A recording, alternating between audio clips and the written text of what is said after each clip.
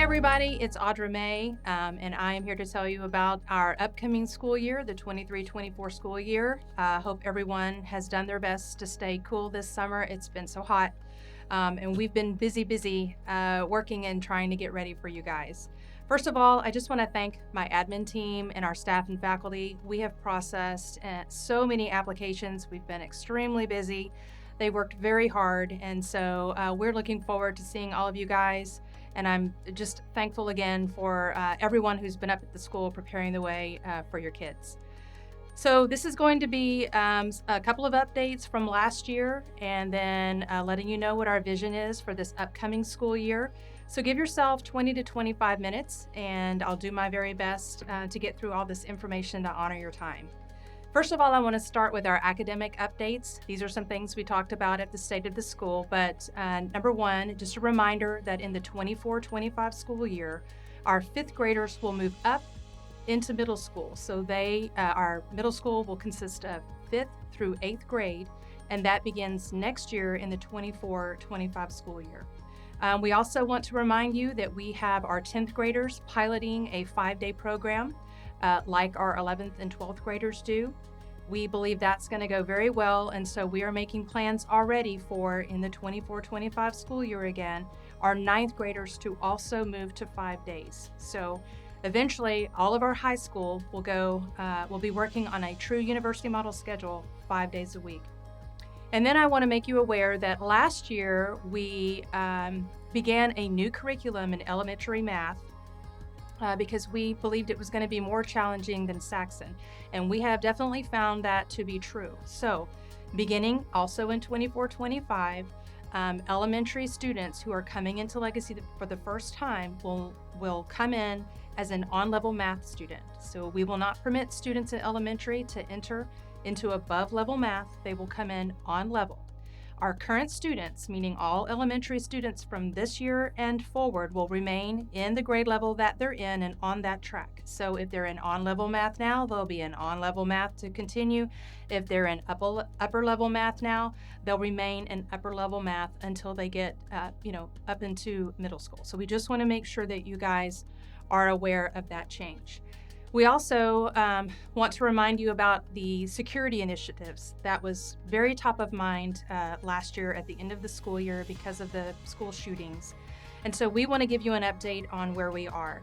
Just a quick shout out to our security team. I've been in touch with them most of the summer. We've been working really hard to prepare for your students this year.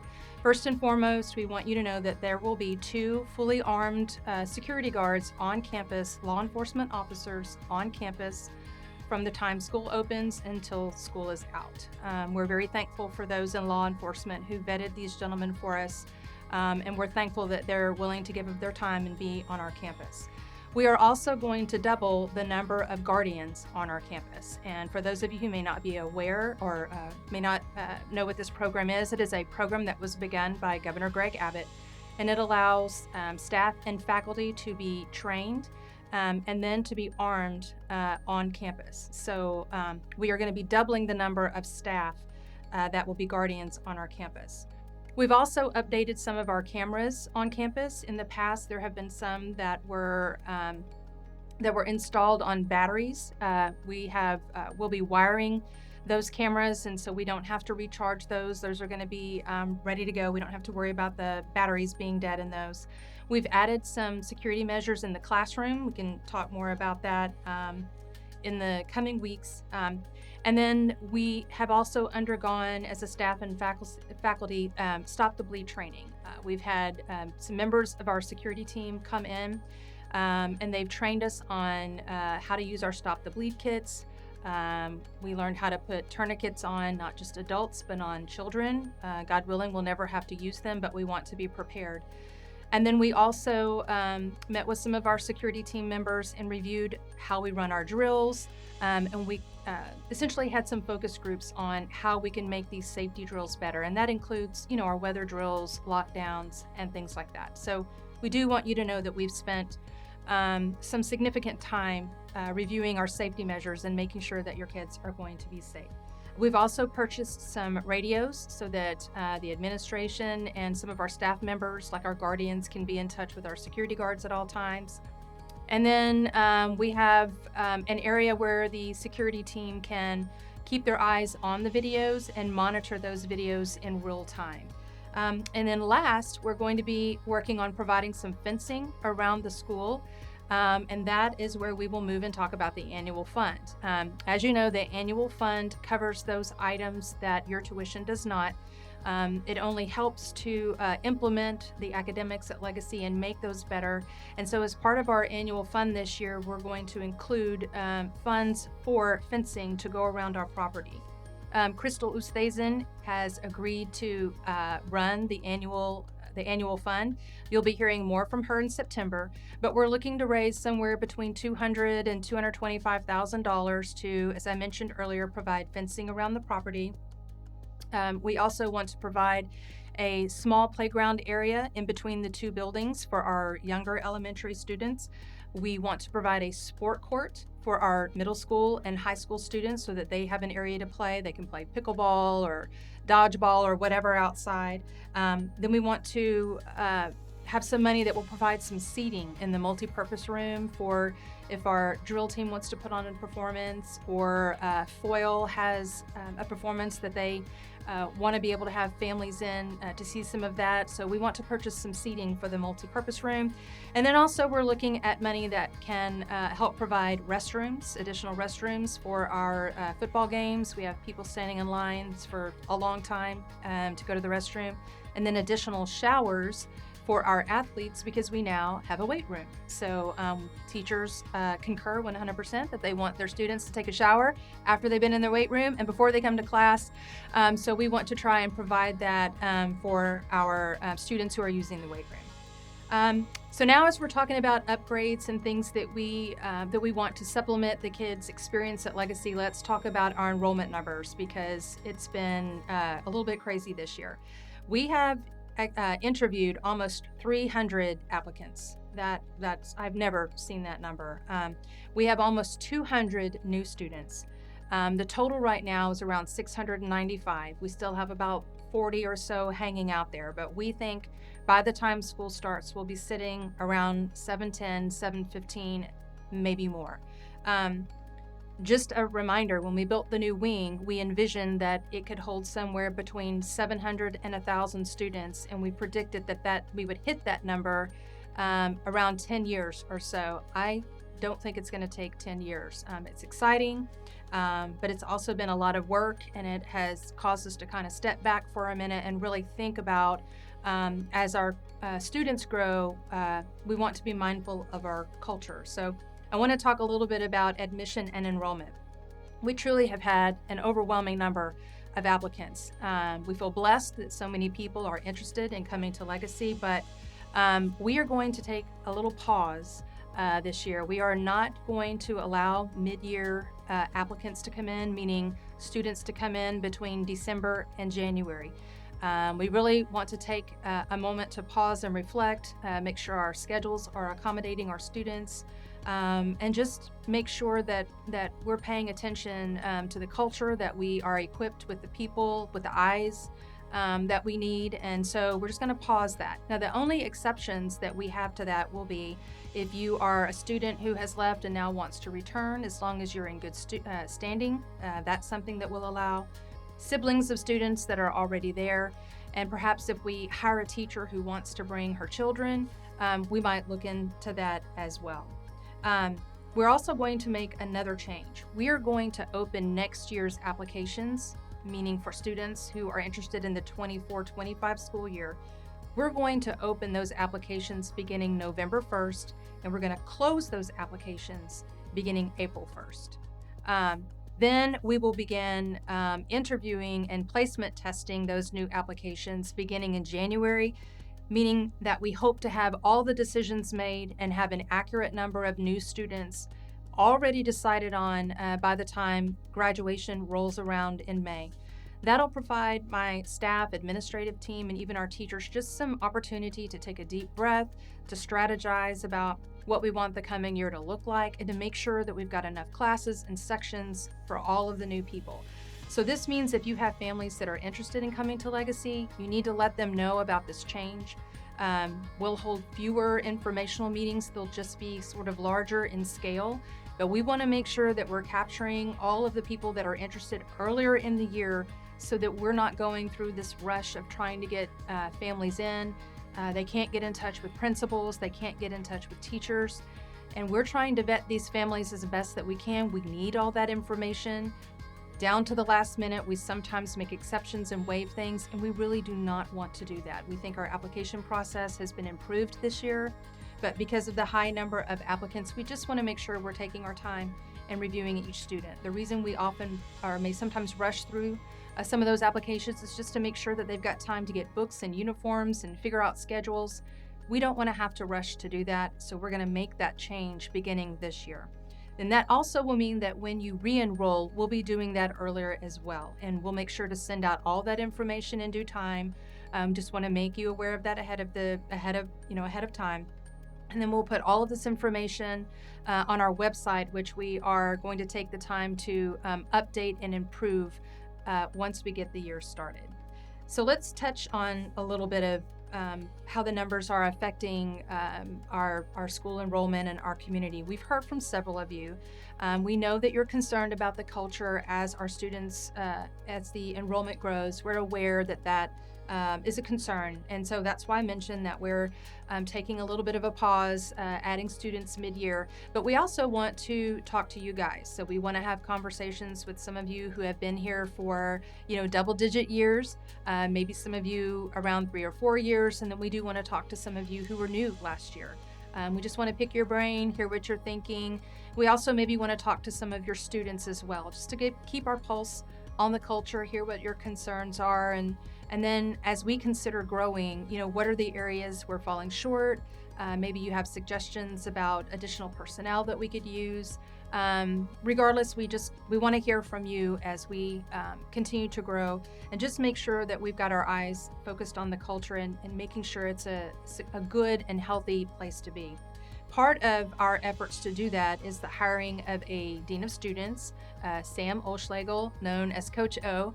I'm thankful to steadily increase the number of men on our campus, and so Coach O, Coach Champion, Coach Loria, all are on campus 5 days a week, along with some of our other coaches, Coach Ingram.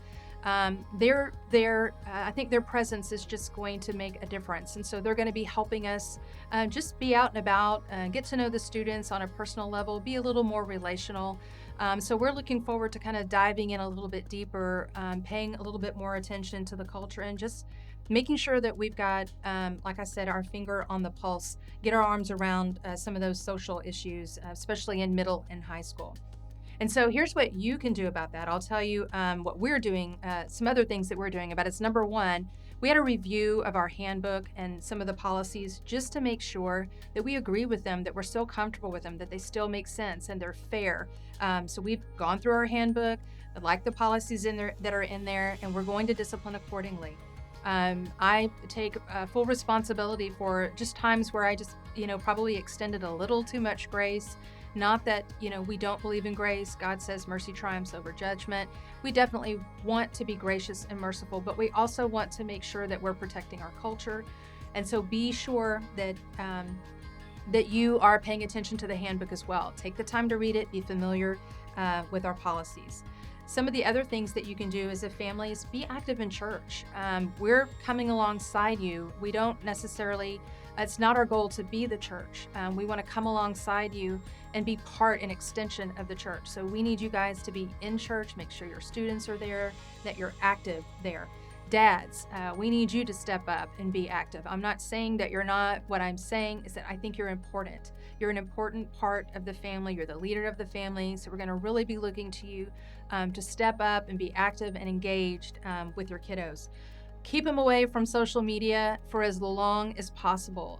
We've really seen issues with anxiety and just how kids are feeling about themselves. The longer you can keep them off social media, high five to you if you've managed to hold your ground with that. And then again, read your handbook, be familiar with our policies, because we're going to stick to those, especially as it applies to discipline, uniforms, and different things like that. Students, What can you do? You can speak up when you know that there's something going on. And I'm not talking about to a teacher. Speak up to your classmates. Be respectful to one another. Treat each other with respect. And then if there's something that you don't feel you can handle, go to your parents, come to a teacher or a coach, but make us aware of issues that are affecting our culture. Make us aware when there's a student hurting. We want to be there. We want to be available to talk to you. We also have the anonymous alert system, so that you can report things anonymously. Just know that if what you report isn't true, there are ways. It costs something and it does take some time, but we can trace back if you're misusing the system. So just be sure to use it the way that it was intended. And then I guess the final thing that I will say is, if you want to have friends, then be a friend. Be a good friend. That is the culture that we're trying to create and improve here at Legacy. And that leads me to our theme for this current year. For those of you who are new, every year we pray about the theme that we want to have for the upcoming year. It's usually a verse or a scripture or a practice that we feel that God is calling us to look at. And this year, our scripture is based on Romans 13:11, and I'm going to read the full verse to you here. Besides this, you know the time, that the hour has come for you to wake from sleep. For salvation is nearer to us now than when we first believed. I'm going to read verse 12 as well. The night is far gone, the day is at hand. So then let us cast off the works of darkness and put on the armor of light. So let me tell you a little bit about how we chose this theme. Always when a theme comes up, I read the whole chapter, and then I go to the chapter before. And ironically, Romans 12 is where I based most of my graduation speech. So I'm going to sum up Romans 12. We're not to be conformed to this world. We are to renew our minds. And the reason we renew our minds so that we can discern the will of God and we can consider the grace that's been given to us, because we want to give that grace to others. So love each other, use those gifts, because we each have different gifts, all working together as one body. What is the mark of a true Christian? It is to show genuine love, to bless others and help each other, and then to love and forgive our enemies and overcome evil with good. And I find it interesting that chapter 12 ends there, because now we go to Romans 13 and we start talking about the government. And God is telling us these are the ways that we're supposed to view the government and its authority.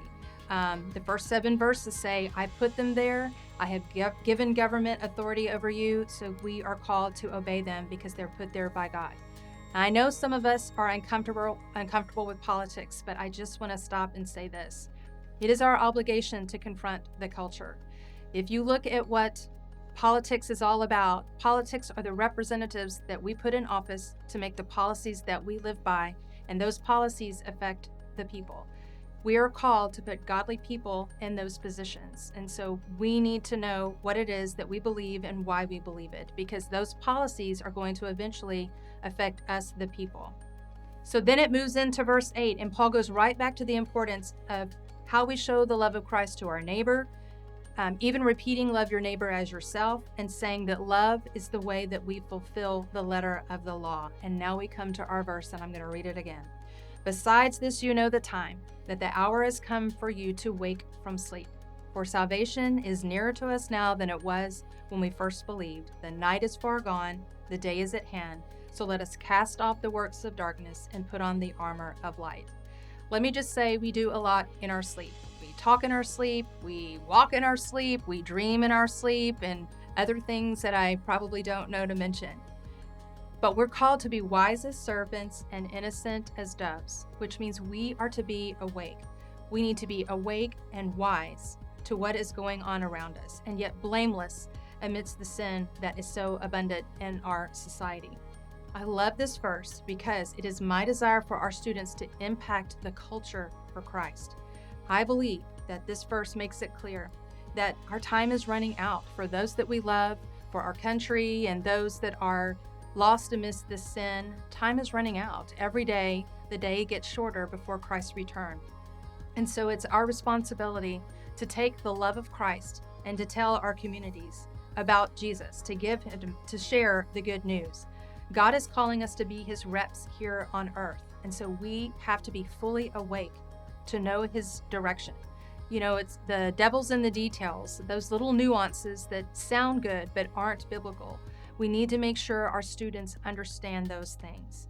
Um, I believe that we are here for such a time as this. I've heard students say to me, Miss May, I wish I grew up in the 1980s when you were growing up and America was great. And agreed, it was a great time, but you were born for today. You were born for this moment. You're specifically equipped for this time. So we need to make sure that our students are ready to get out into this culture, that they have the courage of their conviction, which should be strong because their conviction is in the Word of God, so that they can carry this out into the culture and live out our motto, Here am I, send me. So that we start the year off right and awake, I'm excited to tell you our first chapel will be August 17th. That is a Thursday, right after school starts at 7:30. It's going to be at the football field. We're going to have some worship music. We're going to have a quick message. And then we'll have a small pep rally that'll get us ready for the upcoming sports seasons. Probably have some snow cones and some good grub, which makes time for a good fellowship. But this is an all-school event. We want to ask you each to come out. It'll be a quick evening, but we want to set the year off right, in the right mindset, making sure that we are fully awake. We're going to awaken the lions. That's what we're doing on the 17th. So we look forward to seeing all of you guys. Our teachers are prepared. We're ready to receive the kids. We want to help you love your neighbors and share the love of Christ with each of them. And we look forward to an absolutely wonderful, wonderful school year, completely and fully awake. See you soon.